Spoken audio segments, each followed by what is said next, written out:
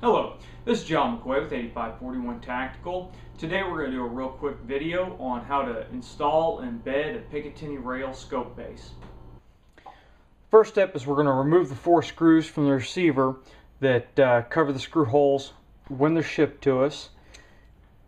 You're going to need a 1/8 inch screwdriver to do this. It has to be a very fine blade to get into these screw heads.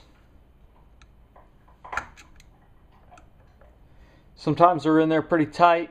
You're going to need a decent sized screwdriver to get some grip on it. You don't want this to slip in the head and strip it out, because then you're going to end up either having to take it to a gunsmith and have them drill it out, or the unnerving process of trying to drill it out yourself. Screws should come out very easily. You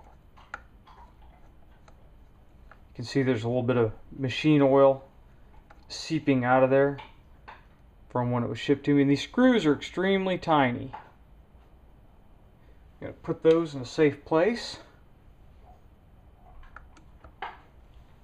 Now we're just going to take a paper towel here and wipe the top off. Make sure that we don't have any burrs sticking up. If you have a good sized burr sticking up off one of these screw holes, it may prevent your base from seating flat. Now the base we're going to install today is a one-piece Weaver tactical base with 20 minutes of angle built in. As you can see, it's taller in the rear than it is in the front. This base is made in the USA by Weaver. It's aluminum and it comes with a recoil lug in it. The recoil lug fits against the front edge of the ejection port. When it sits on there, when you've got a heavy tactical scope on it, the rifle recoils. The rifle is going to want to move to the rear. The scope base with the recoil lug on it allows the rifle to push against the lug and take some of the stress off of the mounting screws. And what we're attempting to figure out is when we put pressure on the front of the base, if we have space at the rear. And if we put pressure on the rear of the base, if we have space at the front. This will tell us if we need to bed this base or do anything else to it before we go ahead and torque it down. So we're going to start by putting our front mounting screws in.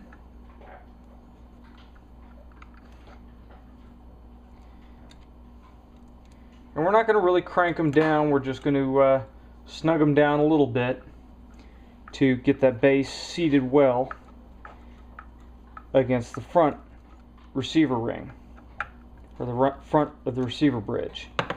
Now we've got that on there, we're going to come to the back of the receiver and we'll look back here and see if we can see any daylight through, if we've got any flex. Now we've got just a little bit of flex at the back of the receiver. I can see just a little bit of daylight when looking through here.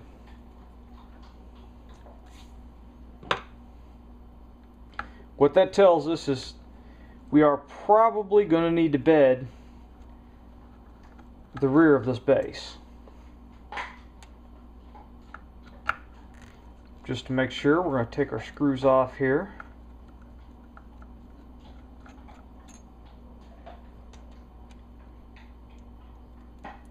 And we are going to mount or tighten down the rear of the base. See if we have any gaps at the front. We shouldn't, because it appears that the rear bridge of the receiver is a little bit lower than the front bridge.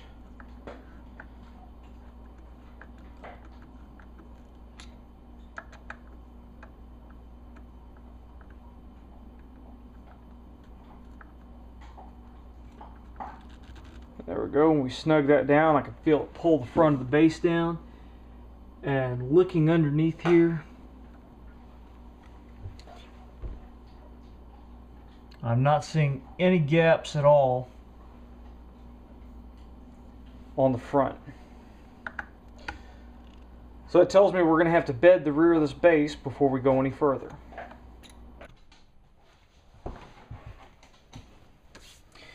Okay, now we're going to get ready to prep our receiver to bed the base to the top. What we're going to do here is on the back of the receiver, we're going to put a little pad of JB Weld so that it takes up the space between the base and the receiver when the front screws are tightened down.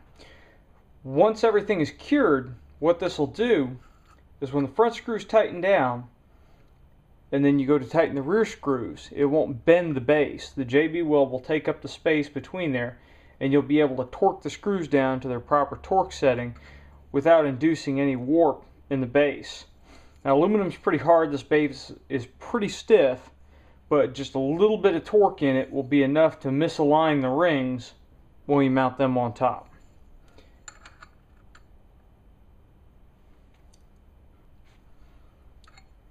What we're going to start by doing here is put some release agent on the rear of the stock. For this, we're going to use Imperial die wax. It's something I use when I reload cases to prevent them from sticking in the die.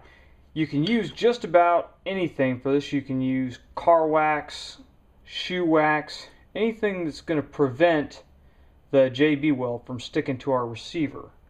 And that's pretty much what we're after. We'll put it on pretty good there. We don't want to get too thick of a coat, just enough that it won't stick. Now I've got 2 screw holes here too, and we want to make sure that we put something in the screw hole so that the epoxy doesn't squeeze down into it and create a lock with the threads.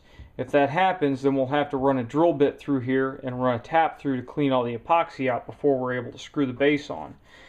What I like to do is raid the kiddo's toy box, get a little bit of Play-Doh. It's real easy to work with. It stays squishy and doesn't dry up on us. And we just need a tiny bit of Play-Doh to go on top of the screw holes. And we're just going to mash it down in there a little bit. So that's all it takes to prevent the epoxy from squeezing down in there when we set the base on. Okay, we've cleaned off the rear of our base with a little bit of acetone to remove any oils or anything that may be left in there that'll prevent a good bond between it and the JB Weld. The intention here is we want the bedding compound, the JB Weld, to stick to the base but not to the receiver. That way if you ever have to remove the receiver for maintenance, the bedding pad comes off with the base and it doesn't leave anything on the receiver. This also makes it a whole lot easier for you later on if you change to a different base or for whatever reason need to send the receiver in for repair or maintenance. There's nothing left on the receiver to be damaged. We've got our JB Weld squeezed out here on our mixing board, which is just actually a Bondo scraper, and you squeeze it out in equal portions, 50-50. Part of it's the actual compound, part of it's the hardener. We'll take our popsicle sticks here and we're just going to mix it together. And it comes with a black and almost tan color to begin with. When you get a real good mix going on, then it turns gray. Now we started out with black and tan. We've got a nice gray color here. So that tells me it's mixed and it's ready to go on. We're just going to simply take our base and we are going to smear the bedding compound on here, and we're going to try to get it evenly distributed.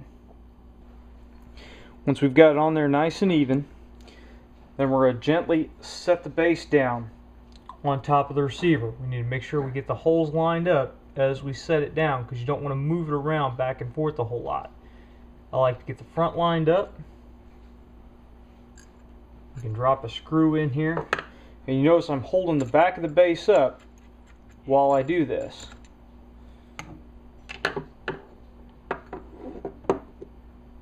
Sometimes it's a bit of a juggling act to get everything set up.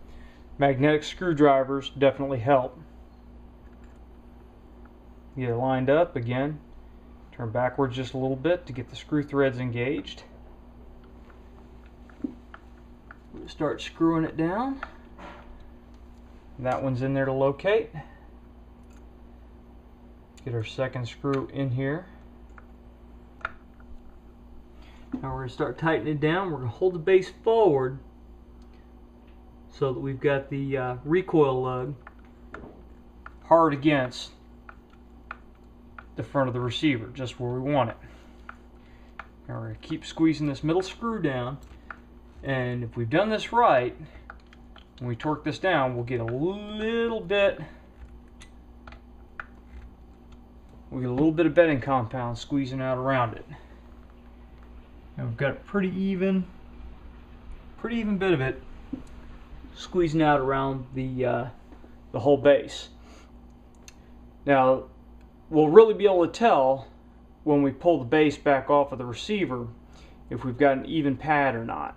We want to get most of the area in there covered. Now we've got this snug down. Got it bedded. We've got the recoil lug hard against the front where we want it. You can sight down through here and see if you can see any light between the recoil lug and the receiver, and we can't. So it's nice and snug in there. Now the next step here, we're going to clean this little stuff that squeezed out up with some Q-tips and some WD-40. We're just going to take a paper towel, shoot a little bit of WD-40 on our Q-tip, not a whole lot, and then we're just going to use the Q-tip to wipe the JB Weld off. And you can use both sides of it and then switch to the other side of the Q-tip. You don't want to make too many passes with the same Q-tip, or you'll make a mess of it. You don't have to worry about it getting down in there, the JB Weld being affected by the WD-40.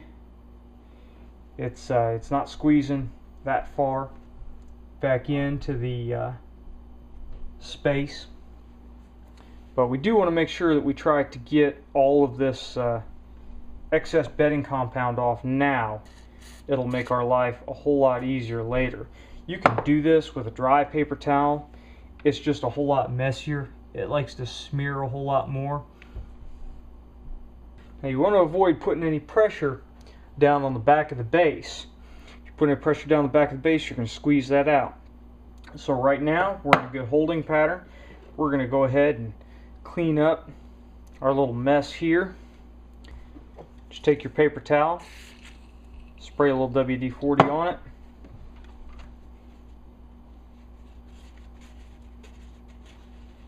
It gets a little sticky, and you should be able to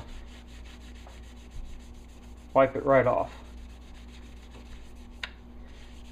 Now you can wait until it dries and then pop it off. It's a little bit more difficult. I'm impatient as far as that stuff goes, and we've got plenty of time while we wait for the base to dry.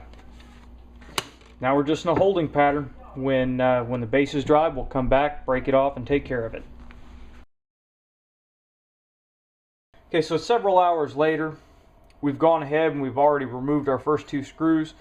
Now we removed the base before we started the camera and took a look at what we've got here. Our bedding has cured on the bottom. You simply take a drill bit of the appropriate size and you hand turn it. Don't run it with a drill. Hand turn it through the screw holes to clean them up, get all the bedding out.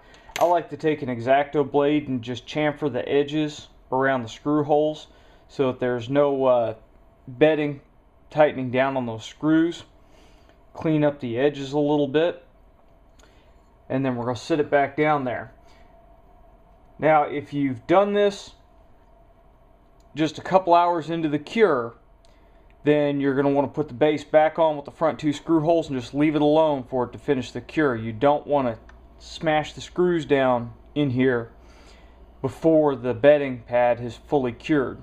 If you do, you run the risk of deforming it, and then it's going to cure deformed. So now that we've cleaned that up, made sure that we've had a nice good pad on it, we're going to put our screws back in here.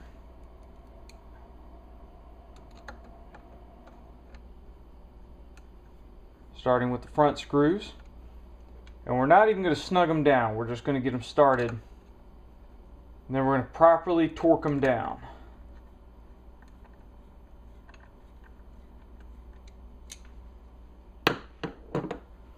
Now what you'll need to do is get the literature that came with your scope base. This one says that the base needs to be torqued evenly to 20 inch-pounds. That's about normal for these type bases. Some like to go 15, some like to go 20. What we have here, and what we're going to use to torque these down, is our Borka Tools torque driver. This is a very compact, very easy to use tool. I'll show you how we're going to set it up here. Now our torque driver is marked in inch-pounds on it.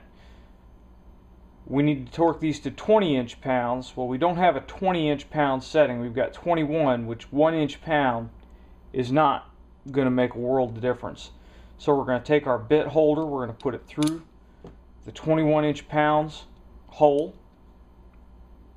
Going to put our cap on the back so it's on there nice and tight. Then we're going to take our other bit holder. I like this one because it holds the bits a little bit more securely. Drop our bit in there. It's going to lock in.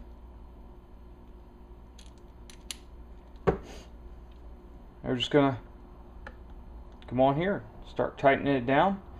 You have to hold up here at the top to get a proper torque reading. Now this is a breakover type torque device. You have to push right here to get the correct torque reading. And when we reach the correct torque reading, the handle is going to break over. You'll see that here in just a minute. And we're just going to snug each of these to begin with.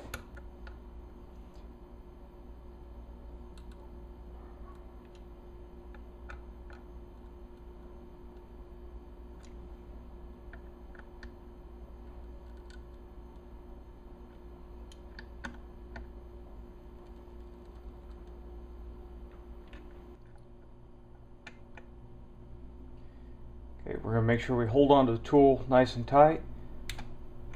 It broke over. That tells me I hit the torque reading on the first screw.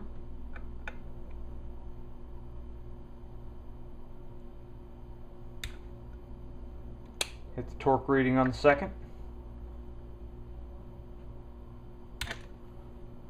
Torque reading on the third.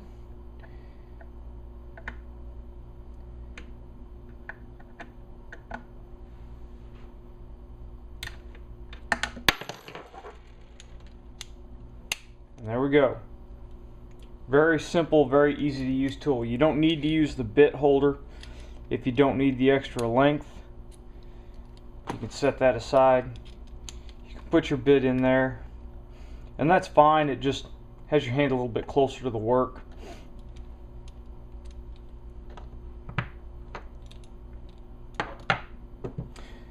And that's all she wrote.